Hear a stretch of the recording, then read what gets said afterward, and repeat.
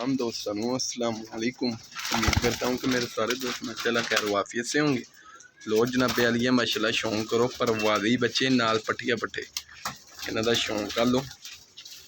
जिस भरा चाहिए हूँ मेरे नाल रबता कर ले, चाहे व्हाट्सएप से कर ले चाहे कॉल से कर ले। लोकेशन अपनी फैसलाबाद हैगी है, कारगो हाल पाकिस्तान। नाम मेरा शाहद है।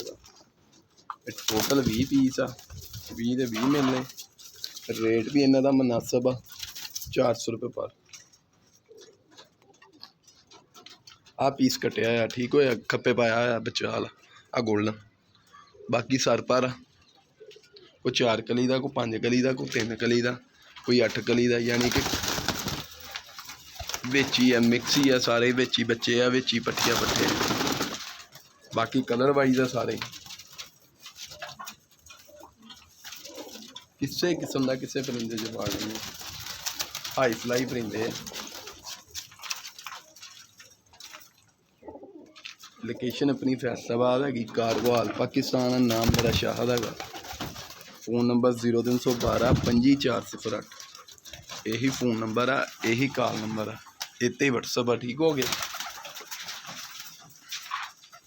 रेट यदा 400 रुपये पर। कारगो हाल पाकिस्तान है। किसी किस्म का किसी बच्चे जो फाड़ ली है। बाकी माशाल्लाह वीडियो च ज़ाहिर हो रहे बिल्कुल स्लो मोशन है, तुहानू शौक करा देना कल्ले कल्ले पीस का। लो जनाबे वाली